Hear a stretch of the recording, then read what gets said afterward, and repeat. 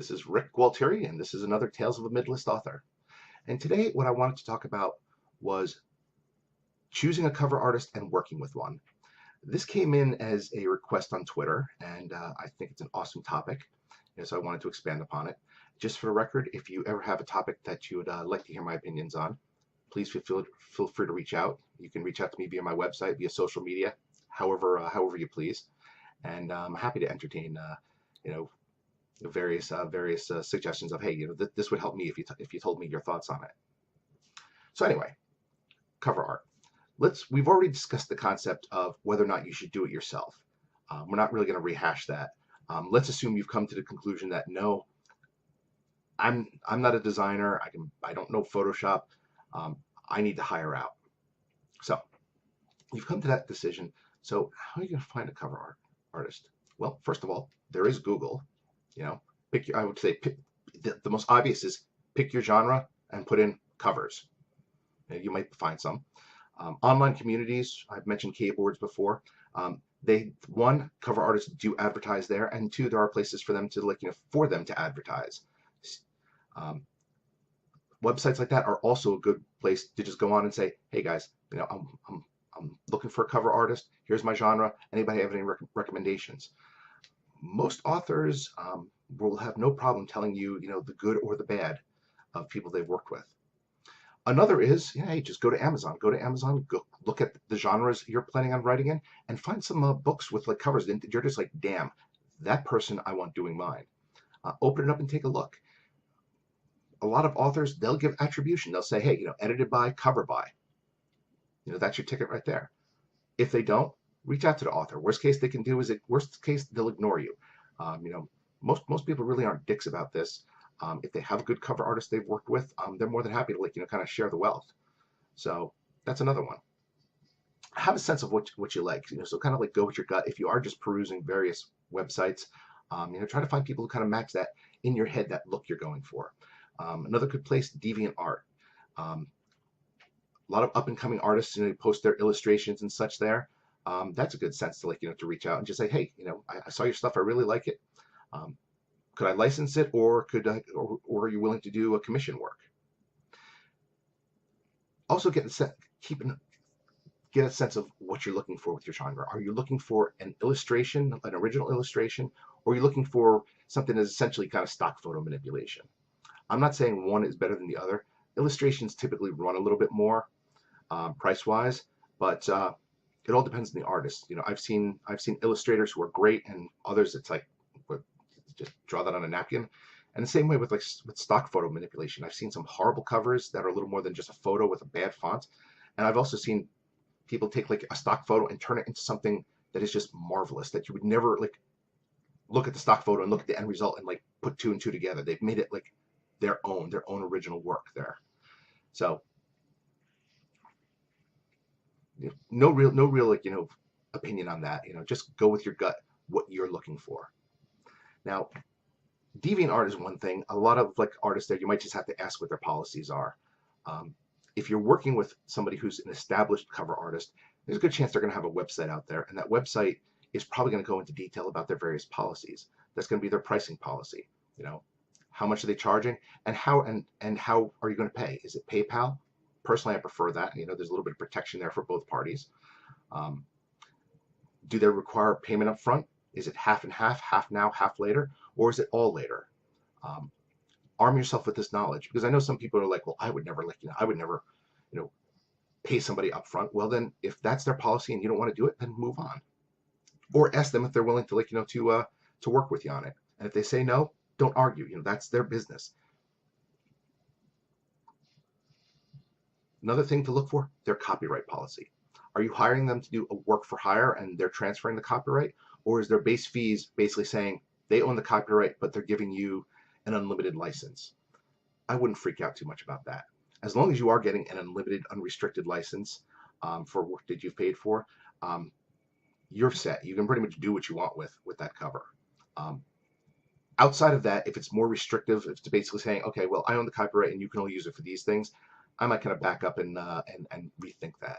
So either you own the copyright, or it's an unrestricted license there to do with it as you need, because you might have to chop it up and use it for ads and other stuff. Arm yourself with their policies. Keep in mind one thing: they're a business too. And here's the thing I like somebody with a good sense of business. I'm trying to be professional in mine. I want them to be professional in theirs. So when I go to that website, if I see it's like, okay, well, here's my portfolio and hey, contact me for the rest. I'm not saying that necessarily says they're not taking their business seriously, but that might be that little like warning sign for me. If I go to their website and it's like, hey, here's everything. Here's what you get, what you're paying when you're paying for it. Here's when you're paying for it. Here's all the stuff up front you need to know. Here's FAQs, all that stuff. That tells me this person is like, they kind of have to have their act together business wise. And personally, I like people with that business sense, because somebody with that business sense, they realize you are a client, but you're potentially a partner, and that what they do for you may reflect on business they get down the road. So in other words, a good business person who's working with you, they kind of want you to succeed, because your success is potentially their success. I personally like that. Okay, so once you figured out what all that stuff is, I would say ask for references, never a bad thing. Also, take a look at their portfolio. Reach out to artists that they've worked with and just say, hey, I'm looking at so-and-so. I saw your cover on there. I really like it. How are they to work with? And see what you get back. It's like, hey, this person's professional. They're fast. They do all this stuff. It's great. That's cool. If they get back, I had nothing but problems. They disappeared for a month. They took my money and ran. Well, those are warning signs. You want to go in there once again with somebody with a good sense of not only art but professionalism. So that being said, what are some aspects that I consider a good artist to have? Well, obviously I like talent. I think a good cover artist should have that sense of balance for an image, a good sense of colors. So like there's a whole science behind color palettes, and I like them to kind of like know that. So if I'm basically saying, okay, well, I want a purple background with a bright lime green font, I want them to come back and say, that might be a little stupid. Speaking of which, fonts. A good cover artist, I think, can work magic with fonts. They can take a font where you're just like slapping words on the page, and they can make it into art. So never discount that ability. That is awesome. I mentioned before somebody telling me that my lime green, font was stupid. I also like cover artists who aren't just like dumb pipes, who basically just like, I'll just do whatever the customer says. You're happy, go away. I want people to push back and say, you're making a mistake, and here's why you're making the mistake. Now, me as the customer, that's my decision. But here's the thing: if they're telling me it's a mistake and why it's a mistake, I'm going to take that seriously. And if I decide to like override them, then guess what? I'm kind of taking that risk. And as a good business person, I'm not going to be like, oh, they screwed me on this cover. I put it out there and people hate it, and it's my decision. Well, that's kind of on me. So I would take that seriously. I think a good cover artist is going to work with you as a partner, and that partnership means telling you when you're making a mistake, because they're going to want you to succeed, and if you're doing something dumb, they should know about it. But once again, the final decision should be in your hands. And I would say another thing is I like somebody with a sense of time responsibility. I've worked with a few cover artists who have just like disappeared for a month at a time. You email them, you get nothing, you get nothing, you get nothing. It's like, okay, did this person like die or something? One, they should tell you, okay, they should be asking, when do you need it by? And telling you whether or not they can hit that date. Two, if something like, they should be striving to hit that date. And three, I would say, if there's something coming up, just keep those lines. They should be keeping those lines of communication open. Now, keep in mind, artists are people too. Accidents happen, things like that. If my cover artist gets hit by a car, yeah, I have deadlines. I'm a business, but I'm not going to be a dick and be like, oh, yeah, you broke every bone in your body. Where's my cover?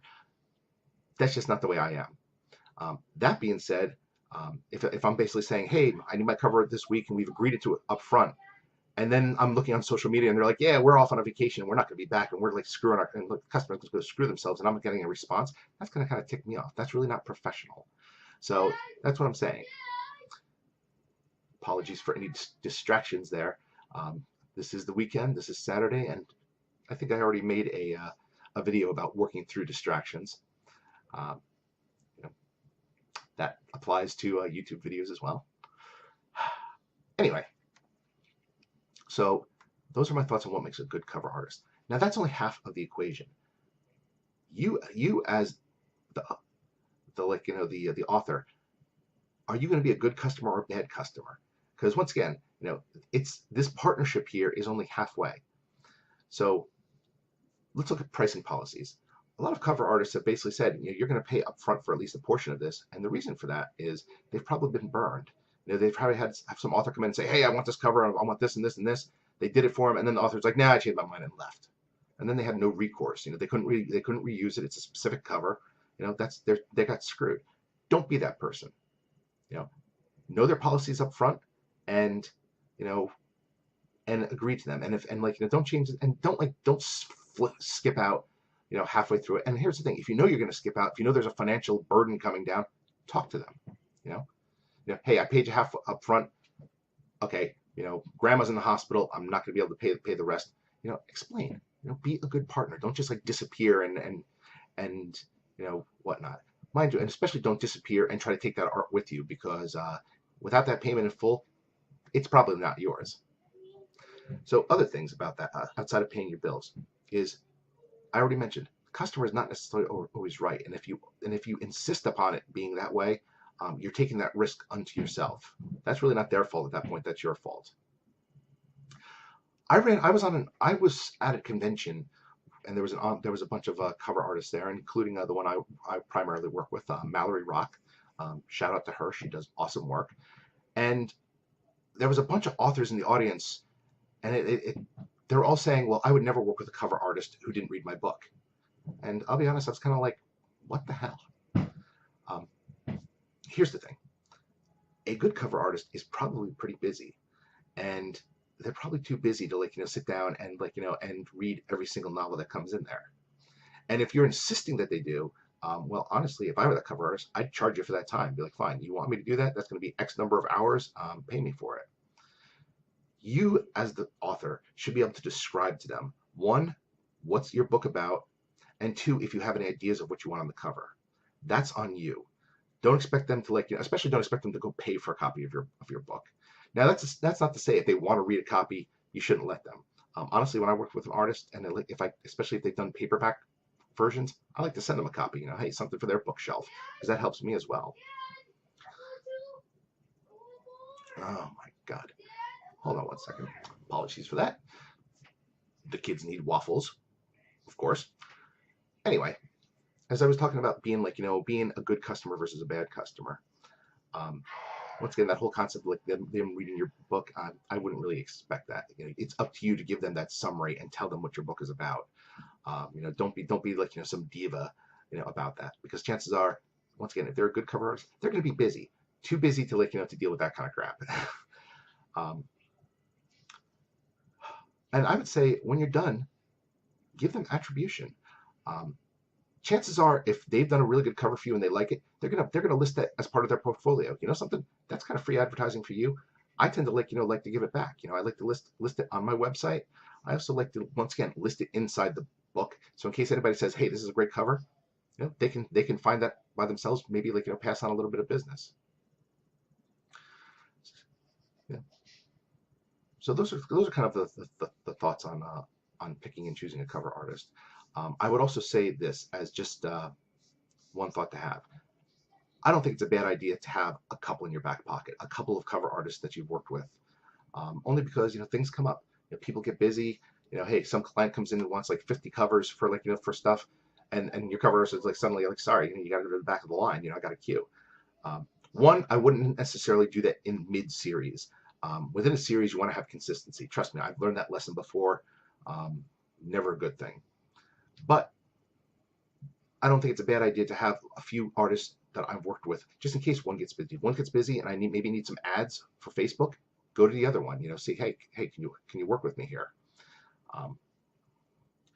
So I don't think that's necessarily a bad policy to have. I don't think that makes you a bad customer. I think that just makes you a smart business person. So those are pretty much my thoughts on picking a good cover artist. And it really comes down to pick a professional. They should be professional about it. You should be professional about it. Um, if things don't go right, hey, sometimes that happens. Try to try to work with somebody. But quite frankly, um, you know, sometimes things go wrong. Sometimes people do flake out. Authors flake out. Cover artists flake out. I would just remember that.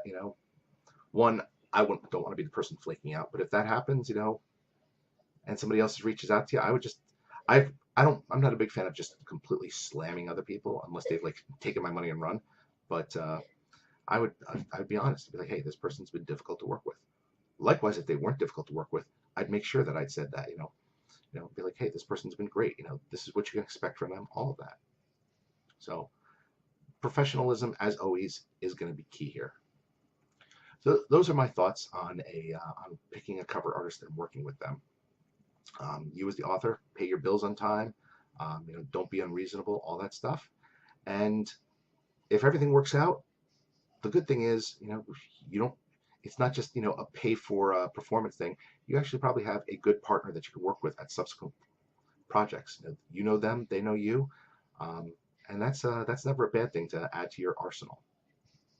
Anyway, my name is Rick Gualtieri. This is Tales of a Midlist Author, and I can't wait to talk to you again soon. Thanks.